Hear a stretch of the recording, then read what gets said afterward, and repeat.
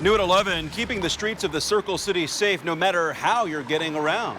After a disturbing increase in pedestrian and cyclist deaths, city leaders are looking for solutions. One possibility is updating an ordinance that has been around for a decade. WRTV's Caleb Molander explains what complete streets means for you. Stop designing our city for cars and start designing our city for people. People sometimes are in cars and sometimes are on bikes and sometimes they're walking and sometimes they're rollerblading or scootering.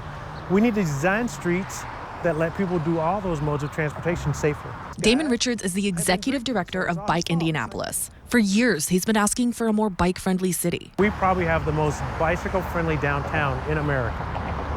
But as you get outside of downtown, it gets more and more difficult. He meets us at 38th and Boulevard, the site of a ghost bike, a memorial to a cyclist killed. How many ghost bikes are in Indy? I'm not sure anybody knows. Too many? Way too many. One's too many.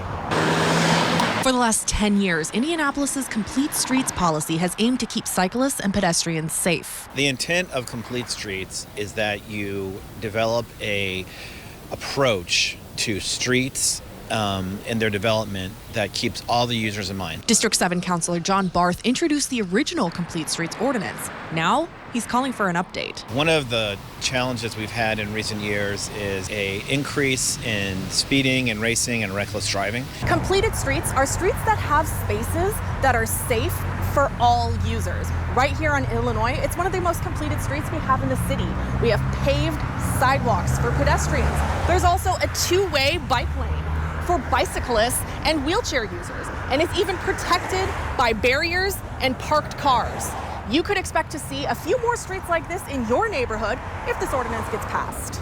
Richards is happy to see the new proposal. This rewrite put some teeth into it. The updated ordinance would create a fatal crash review board to study the cause of every deadly crash. The board will identify any infrastructure changes needed to prevent future accidents. But Richards is concerned that no one is required to actually make the changes. We believe that the city leaders should have to respond to those reports publicly as well. But Councilor Barth hopes that in time, the ordinance will change the way we all get around. By reorienting away from building streets and associated infrastructure towards cars to building it towards pedestrians, cyclists, and other users, then you're making our neighborhood stronger and safer. Working for you, Kayla Molander, WRTV.